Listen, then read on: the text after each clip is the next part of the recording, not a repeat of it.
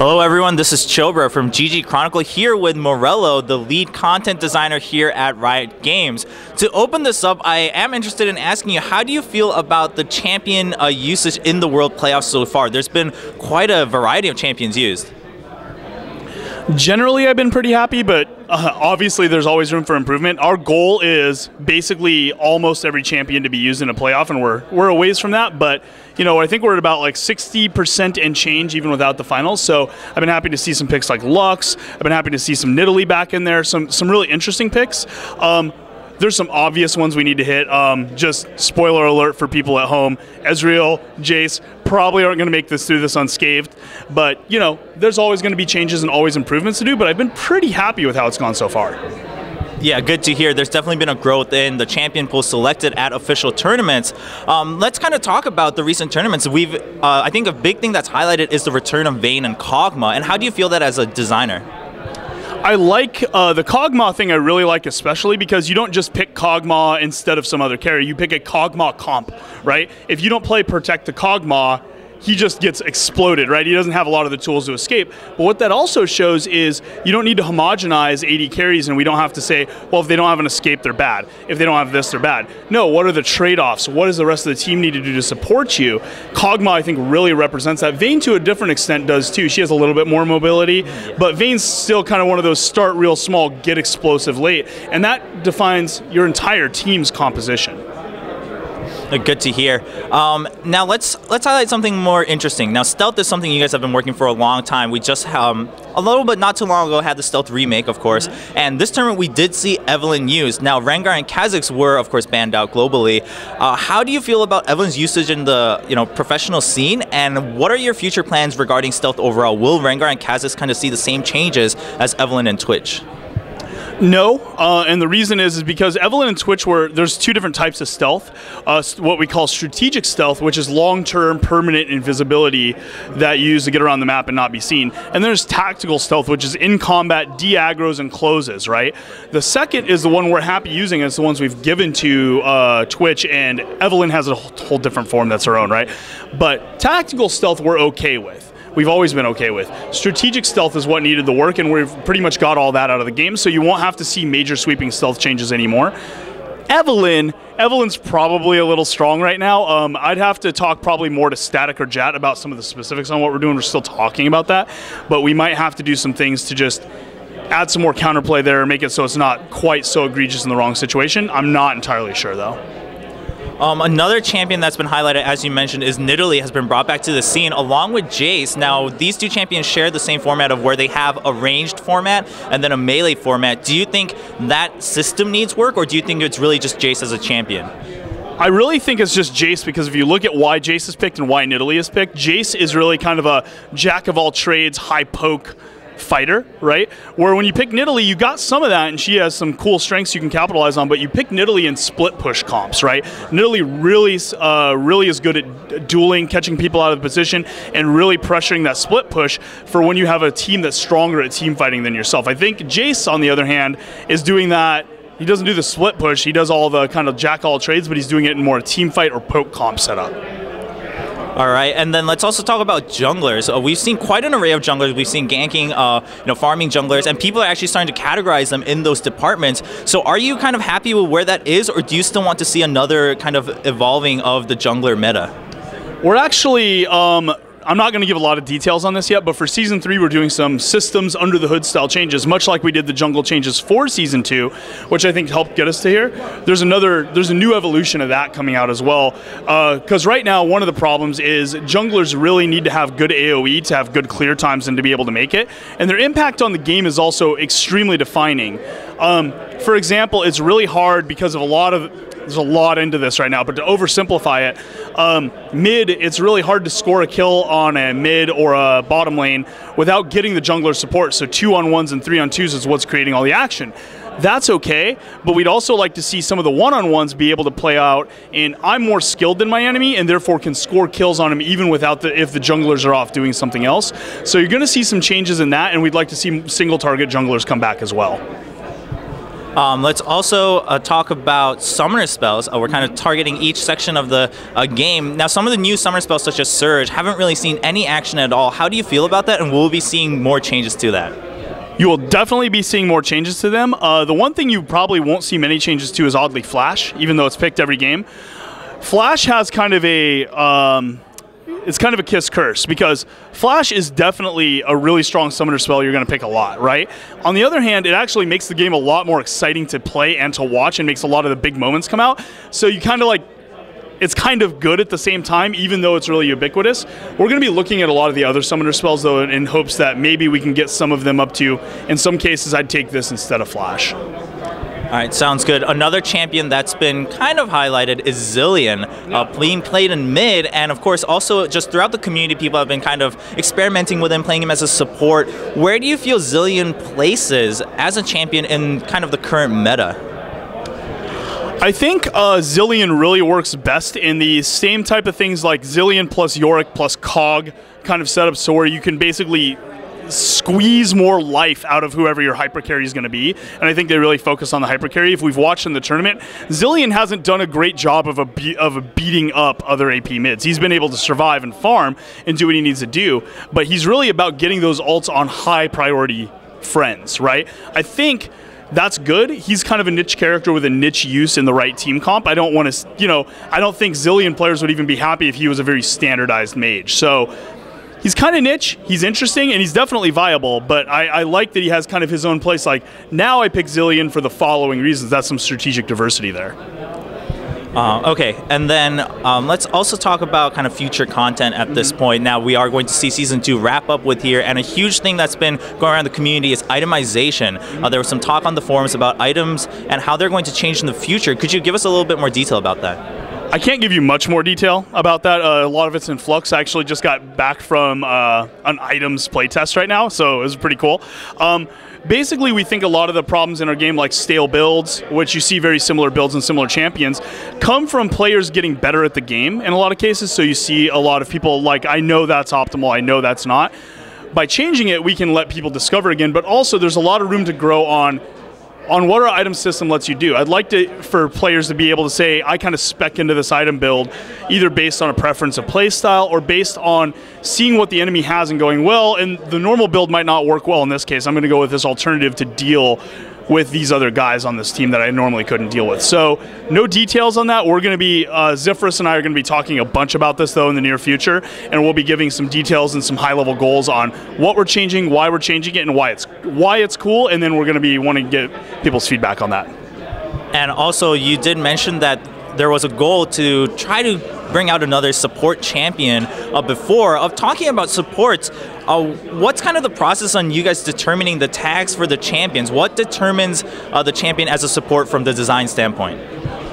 That's a good question. It's been one we've struggled with sometimes, and sometimes they even change in middle of development. Like some of our characters who are assassins actually were originally melee carries, or in some cases even mages.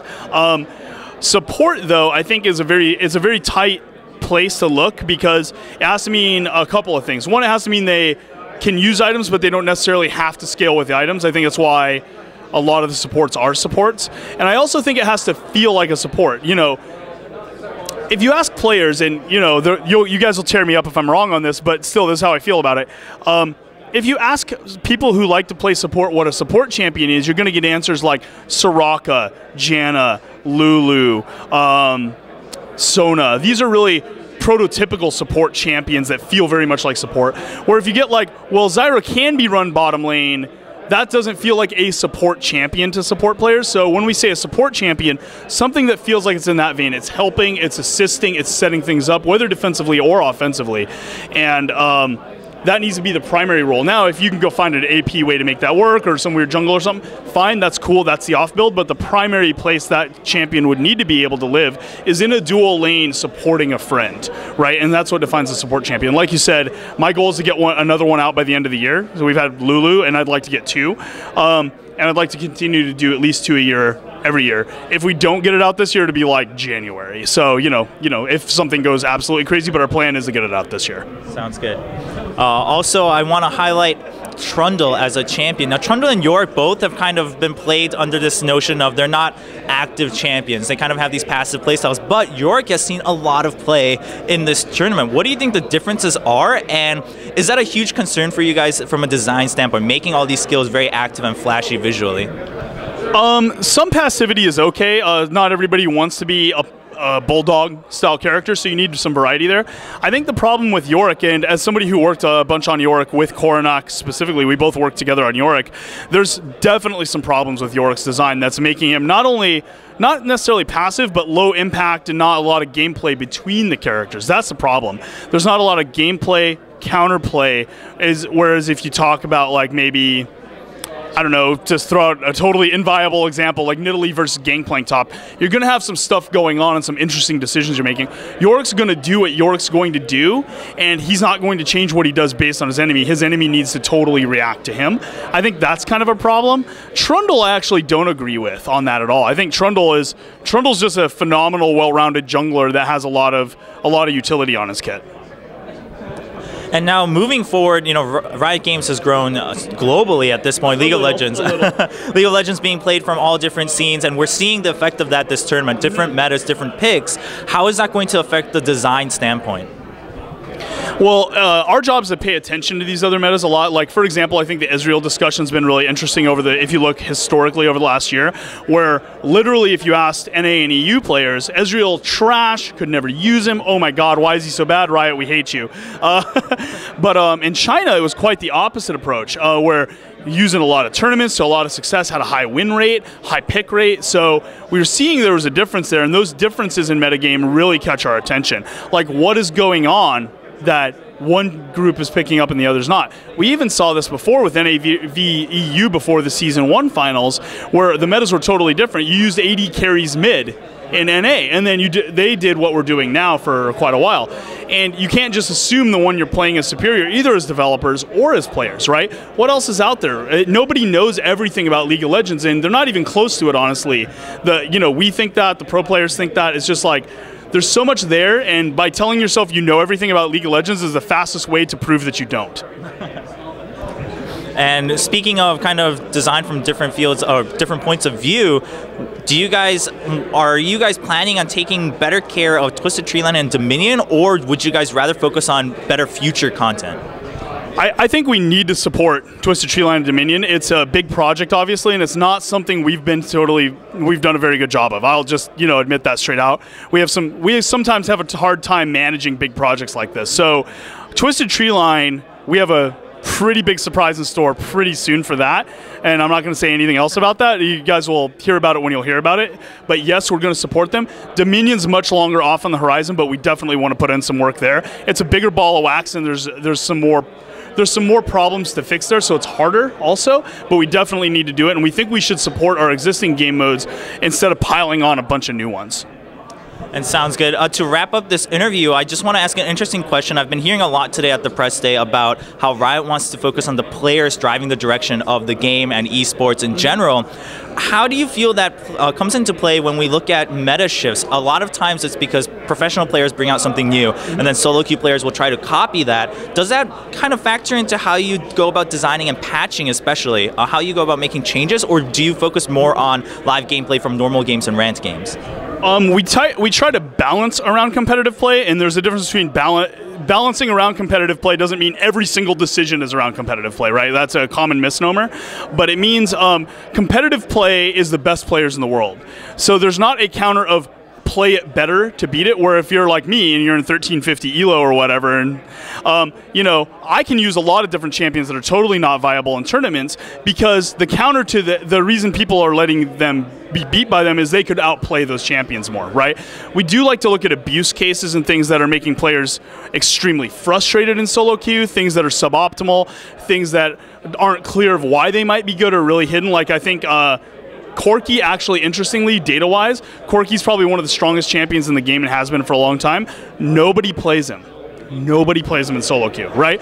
Interesting. Why is that? What's that problem? It's some good data points for us to analyze and look at.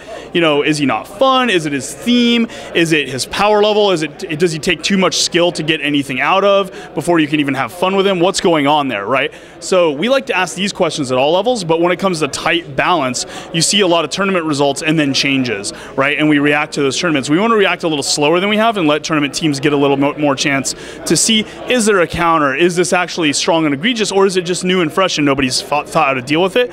But for balance, competitive play is kind of the landmark we want to go for. And then we also want to address issues that are affecting all players that may or may not be about balance. Just to follow up on that, there was a mention of there being a potential buffer between champions going out on the live client and then being used in tournaments in Season 3 and further. Could you give us a little bit more details on that, maybe around how long that buffer will be? And also, does this mean that we're going to still see the same pace of champions being cranked out by Riot Games for Season 3 and the future? And then how do you think you'll be able to manage balancing all those champions? So this is a big subject, and it's one we get asked a lot. And there's some interesting discussions around that about, like, well, what about new players with lots of champions? What about when you've quit for 6 months and went and like did something else, and you come back and you're like, I want to play League of Legends. Now there's all these new dudes, you don't know what they do. I think those are the real problems to talk about with champions, and I think there's a lot of interesting solutions. Like, how do you teach players about champions they haven't played? How do you introduce them to that information other than going into a website? How does it make it easy for players to learn, right? We don't want to make the game easy, but easy to learn all the information, and then what you do with that information is up to you. Number of champions v balance, though, is not a correlation. So today, by definition, we have more champions than we've ever had in League of Legends. We also have one of the most balanced states of the game we've ever had in League of Legends. Therefore, there's no clear connection between number of champions and balance, partially because we have a team of like 8 guys, so that's all they do is work on the live game. So since we're constantly updating it, things don't get out of control. As for rate of champions, you know, there's right now, we're going to probably do every two to 3 weeks still. By keeping them out of the tournaments for a while, I don't know that timing. That's really kind of up to like Dustin and Marku, and kind of the esports team kind of sets that pace, and we're happy to help them out with it. But we think by not disrupting their strategies immediately, like a week before a tournament, that lets them at least get that into the fold and try to do that adaptation we talked about, instead of just surprising people and throwing things at them. That's not a balance reason, that's more of a shock value reason, and keeping it somewhat stable for the tournament teams that have been able to practice and have that practice matter for the last few weeks. Sounds good. Once again, this is Chobra from ggChronicle here with Morello, the lead content designer. Thank you very much for your time. Thank you.